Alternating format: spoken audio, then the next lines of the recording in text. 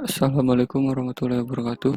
Kami dari kelompok 10 beranggotakan nama Trifkir Sadi NIM 1766555 dan dari Abimanyu 1765559 akan mempresentasikan materi tentang decision analysis atau teori keputusan. Yang pertama pengertiannya. Untuk pengertian dari decision analysis atau teori keputusan adalah teori keputusan merupakan pendekatan analitik dan sistematik untuk mempelajari pengambilan keputusan. Pendekatan model matematik dapat membantu para manajer dalam mengambil keputusan terbaik. Langkah-langkah untuk teori keputusan ini ada 6. Yang pertama, identifikasi dan definisikan masalah secara jernih. Kemudian yang kedua, buat daftar kemungkinan alternatif jawab. Yang ketiga, identifikasi kemungkinan outcomes. Yang keempat, buat daftar payoff atau profit. Yang kelima, seleksi dengan menggunakan model matematika. Lalu yang terakhir adalah aplikasikan model dan buatlah keputusan. Agar lebih mudah paham lagi, kita langsung saja ke contoh kasus. Jadi contoh kasusnya adalah John Thomson adalah pendiri dari dan presiden Thomson Lumber Company, sebuah perusahaan yang menguntungkan yang berlokasi di Portland, Oregon. Kembali ke tadi lagi, langkah pertama adalah mendefinisikan masalah. Jadi yang pertama kita lakukan adalah mendefinisikan masalah, mengidentifikasi masalah yang sedang dihadapi Pak Thomson, yakni memperluas produk lain dengan cara memproduksi dan memasarkan produk baru atau backyard storage sheet. Yang kedua, generate alternatif. Buat daftar kemungkinan alternatif jawab atau tindakan yang harus dilakukan atau strategi yang dipilih oleh decision maker. Pak Thomson membangun 3 alternatif, yakni membangun pabrik baru yang lebih besar, membangun pabrik baru yang lebih kecil, atau ketiga tidak mengembangkan produk lain. Yang ketiga, identifikasi kemungkinan outcomes. Identifikasi kemungkinan outcomes dari berbagai alternatif. Pak Thomson menentukan ada 2 kemungkinan outcomes, yaitu favorable, permintaan produk yang tinggi, dan B, unfavorable, permintaan rendah. Step keempat, list the payoff. Buat metrik hasil payoff dari beberapa kemungkinan kombinasi dari alternatif dan outcomes. Pak Thomson telah mengevaluasi potensi keuntungan. Dengan pasar favorable akan menghasilkan profit sebesar $200. Nilai jika kondisi unfavorable maka akan mengalami kerugian sebesar $150. Bagi pengembangan pabrik baru, alternatif pertama, pada pemilihan alternatif 2, yakni membangun pabrik kecil, Pak Thomson mengevaluasi akan mendapatkan profit sebesar $100 pada kondisi yang favorable dan menderita kerugian sebesar $20 Pada alternatif 3, Pak Thomson tidak memproduksi produk lain dan tidak mendapatkan keuntungan maupun kerugian. Ini untuk payoff table-nya. Bisa dilihat dulu. Ini sama seperti penjelasan tadi, hanya dalam berbentuk table. Step kelima dan 6 adalah pilih dan terapkan salah satu teori keputusan matematis. Ada 2, decision table atau decision tree. Di sini kami menggunakan decision tree. Untuk membangun decision tree ada 6 langkah. Tapi sebelum ke decision tree, saya akan menjelaskan dulu apa itu EMV. EMV adalah Expected Monetary Value, atau suatu jumlah rata-rata tertimbang dari kemungkinan payoff untuk masing-masing alternatif.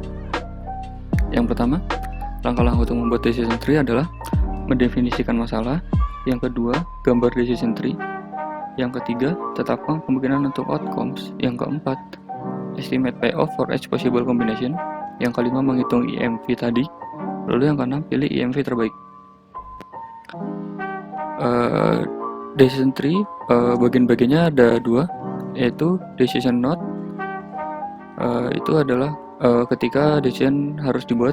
Yang kedua, yang berbentuk bulat itu adalah state of nature node, atau kondisi yang tidak dapat dikontrol dan bisa saja terjadi. Ini bagian dari decision tree yang ada decision node dan state of nature node. Assalamualaikum warahmatullahi wabarakatuh. Di sini saya akan melanjutkan presentasi tentang decision analysis. Langsung saja ke rumus menghitung EMV.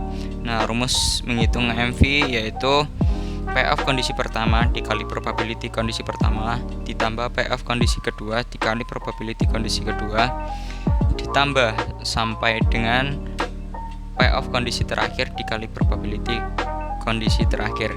Nah, untuk mendapatkan probability sendiri itu didapatkan bisa dari pemerintah ataupun dari perusahaan pesaing, dan bisa juga dari masyarakat.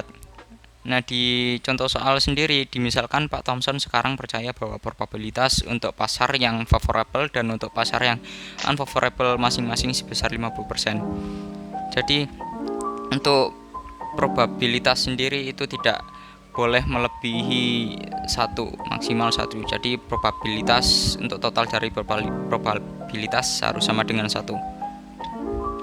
Ya, lanjut ke slide berikutnya. Nah, ini adalah gambaran decision tree berdasarkan contoh soal yang sudah dipaparkan sebelumnya. Nah, pada gambar ini dijelaskan ada 3 alternatif, yaitu membangun pabrik besar, yang kedua yaitu membangun pabrik kecil, yang ketiga yaitu tidak melakukan apa-apa. Nah, outcome dari setiap alternatif sendiri ada 2, yaitu favorable market dan unfavorable market. Lanjut ke cara menghitung EMV. Nah, berdasarkan yang sudah saya jelaskan tadi, langsung saja EMV untuk node yang pertama yaitu 0,5 dikali 200.000 ditambah 0,5 dikali minus 180.000 sama dengan 10.000. Lah, 0,5 yang pertama ini didapatkan dari probabilitas dari favorable market yang untuk node 1. Dan untuk yang 200.000 adalah didapatkan dari payoff dari favorable market pada node 1. Terus 0,5 yang kedua yaitu probabilitas dari unfavorable market pada node ke-1, dan minus 180.000 adalah payoff dari unfavorable market pada node yang ke-1. Dapatlah hasil yaitu 10.000. Nah, untuk yang node yang kedua caranya sama seperti yang menghitung yang pada node 1, yaitu 0,5 dikali 100.000 ditambah 0,5 dikali minus 20.000, yang mana hasilnya yaitu 40.000. Nah, selanjutnya yaitu pengambilan keputusan dengan pertimbangan lingkungan. Nah, di sini dibagi menjadi 3, yaitu decision making under certainty atau kondisi lingkungan yang pasti. Yang kedua yaitu decision making under risk atau kondisi lingkungan yang beresiko. Yang ketiga yaitu decision making under uncertainty atau kondisi lingkungan yang tidak pasti. Pengambilan keputusan dalam kondisi beresiko. Pengambilan keputusan dalam kondisi beresiko adalah situasi keputusan probabilistik, beberapa kondisi yang dapat terjadi dengan probabilitas kejadiannya. Nah, bisa dikatakan berarti si decision maker mengetahui tentang probabilitas untuk mencapai outcome. Seleksi alternatif expected monetary value yang sudah kita pelajari sebelumnya, yang paling besar, atau dapat pula dengan cara digunakan konsep expected opportunity loss atau EOL. Pengambilan keputusan dalam kondisi ketidakpastian. Ketika probabilitas kejadian suatu kondisi dapat diakses, maka EMV atau EOL biasanya kriteria keputusan dapat disesuaikan. Pada saat manajemen tidak dapat mengakses probabilitas outcome dapat dipercaya atau ketika hampir tidak ada data yang tersedia, maka dibutuhkan kriteria keputusan lain.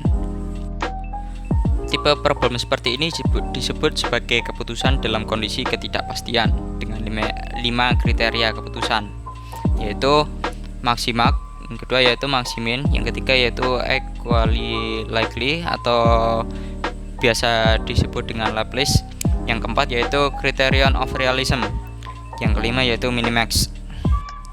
Maximax. Kriteria maximax menemukan alternatif yang memaksimalkan outcome maksimum atau konsekuensi bagi setiap alternatif. Pertama, kita tempatkan outcome maksimum pada tiap-tiap alternatif dan pilih alternatif itu pada angka maksimum. Sejak penempatan kriteria keputusan pada alternatif yang kemungkinannya dapat meraih outcome paling tinggi, kriteria ini disebut dengan kriteria optimis. Maksimin. Kriteria maksimin menentukan alternatif yang memaksimalkan hasil yang minimum atau konsekuensi bagi setiap alternatif. Pertama, tempatkan hasil minimum pada tiap-tiap alternatif dan ambil alternatif itu pada angka maksimum. Penempatan kriteria alternatif keputusan ini pada kemungkinan opportunity loss yang paling minimum. Equality likely atau Laplace. Equality likely sering disebut Laplace, merupakan kriteria keputusan untuk menentukan alternatif pada angka rata-rata outcomes yang paling tinggi. Pertama, kita hitung rata-rata outcomes setiap alternatif dengan cara menjumlahkan semua outcomes dan dibagi angka masing-masing outcomes. Kemudian pilih alternatif pada angka maksimum. Pendekatan Laplace mengasumsikan bahwa semua kemungkinan dan dari kejadian untuk masing-masing kemungkinan kondisi. Criterion of Realism atau Hurwitz Criterion. Kriteria realisme atau kriteria Hurwitz adalah kriteria keputusan yang menggabungkan antara keputusan optimistik dan keputusan pesimistik. Kriteria ini menggunakan koefisien realisme atau alfa yang mempunyai range jarak angka antara 0 sampai dengan 1. Jika alfa mendekati angka 1, maka decision maker optimis terhadap masa depan, dan jika alfa mendekati angka 0, maka decision maker pesimis terhadap masa depan. Minimax. Kriteria keputusan terakhir yang kita diskusikan adalah berdasarkan pada opportunity loss. Kriteria minimax menemukan alternatif yang memperkecil opportunity loss yang maksimum di antara masing-masing alternatif. Pertama, kita pilih opportunity loss yang maksimum masing-masing alternatif. Kemudian pilih alternatif yang mempunyai angka minimum. Ya, sekian dari kelompok kami. Kurang lebihnya mohon maaf. Terima kasih atas perhatiannya. Wassalamualaikum warahmatullahi wabarakatuh.